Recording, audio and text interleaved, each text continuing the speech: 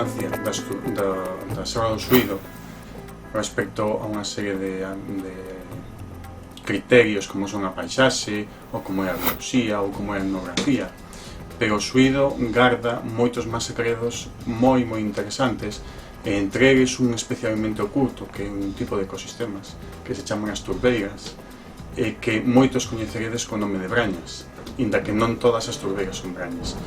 A importancia destes ecosistemas na paisaxe é baixo, son ecosistemas moi discretos, pero, sin embargo, a nivel ambiental teñen un traballo moi, incluso diríamos que excesivo, porque teñen a responsabilidade de depurar as augas para os ríos e as fontes, teñen a responsabilidade de manter intactos os ciclos biolóxicos de moitos animais, especialmente anfibios e insectos, e por tanto tamén das aves que se alimentan deles.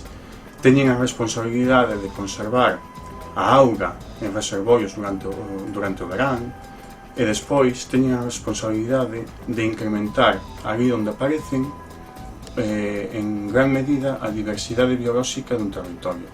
Por que? Porque son ecosistemas que teñen solos profundamente encharcados, entón a vegetación que aparece é vegetación moi específica, que non atopas no entorno. Aparecen moitos musgos que están protegidos a nivel europeo, aparecen plantas insectívoras que se alimentan dos insectos porque o nivel de nitróxeno do solo é moi baixo, como é a drosera, e aparecen unha gran diversidade de animais asociados a esa vegetación. Por lo tanto, nun espacio moi pequeno se incrementa moitísimo a biodiversidade. Sin embargo, ademais teñen outro valor moi importante, que é que son auténticos libros de historia natural, porque a medida que se desenrolan van acumulando información dos cambios que se produciron en ciclos que poden chegar a miles de anos. Cambios no clima, cambios na vegetación, cambios incluso na actividade humana. E, sin embargo, o problema que temos no caso da Serra do Suído é que, en xeral, todas as serras do sur da dorsal galega neste aspecto son descoñecidas, e cando algo non se coñece, non se valora, e se non se valora, se considera prescindible. Entón, o primeiro paso é preciso coñecer o recurso destes ecosistemas que existen na Serra do Suído. Sabemos que existen, pero estamos convencidos de que existen moitísimo máis do que se coñece.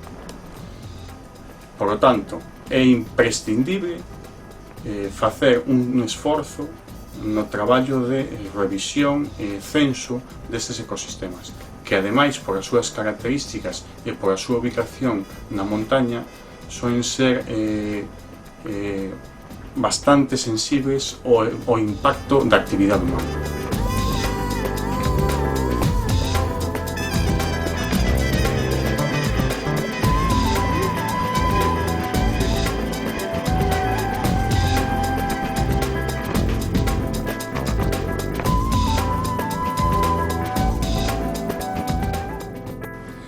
Bueno, eu che conto de que tería 8 ou 10 anos, despois de 12, 13 para arriba, que íbamos coas vacas.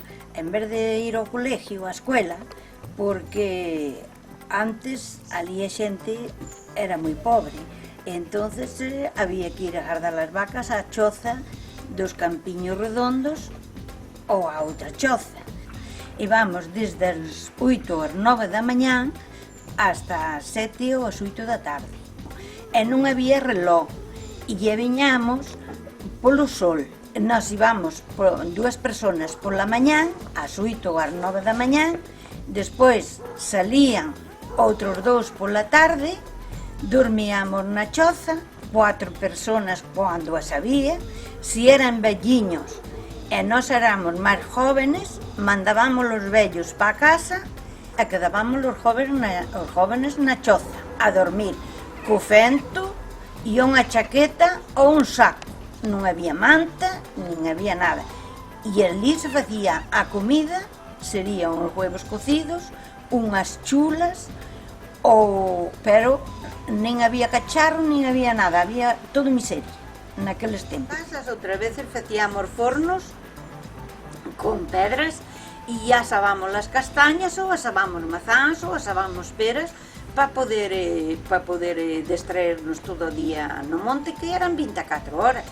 Bueno, o recuerdo que teño é que o Suído antes era moi bonito.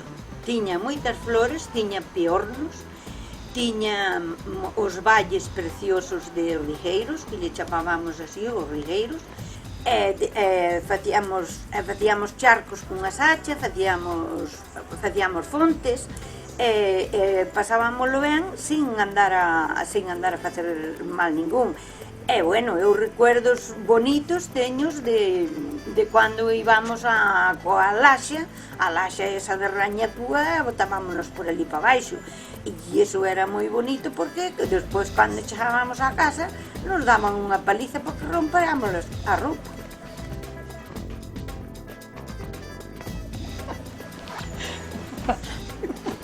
Lembranza que non me gustaba nada era cando viña o lobo a comela a risa, porque iso imponía moito.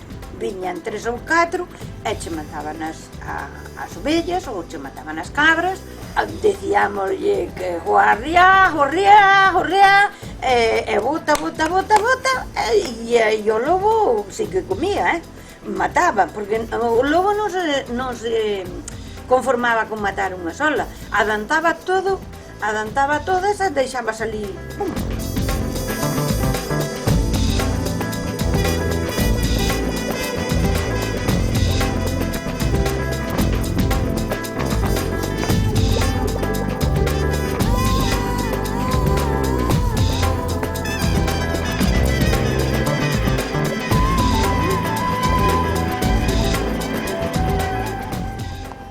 Estamos grabando, sabes?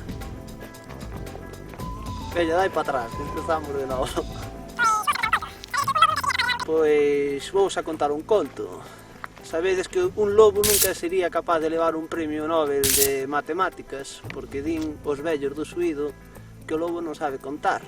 E remítome pois ás historias que contan a xente maior de aquí cando cazaban o lobo, cando eran máis novos. Refírome a que non sabía contar porque a forma que tiñan para cazalo era que, sabendo os paisanos onde estaba criando o lobo, pois podíanse acercar 2 ou 3 homes con unha escopeta, entraban no lugar por onde se movía o lobo e a continuación, un pouco pasado unhas horas, marchaban 2 e se quedaba un escondido coa escopeta.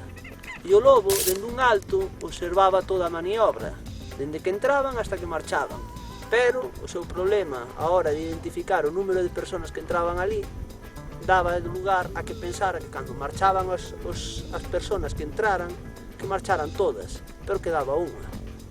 Entonces o pobre do lobo, engañado por si mesmo e pola súa falta de coñecemento a hora de contar, pois acercábase de novo á súa zona de cría e o home que o estaba esperando coa escopeta, pim pam pum, e alá lle daba, non? O lobo sí, sin embargo, sí podería gañar un premio Nobel de supervivencia, polo feito de que na Serra do Suído pois leva criando pois centos e centos de anos, e esperemos que se somos capaces, entre todos nós, por de conservar o entorno onde eles viven, pois poidan pervivir pois máis outros centos de anos máis, cousa que se non somos capaces de cuidar a Serra do Suído vai a ser complicado.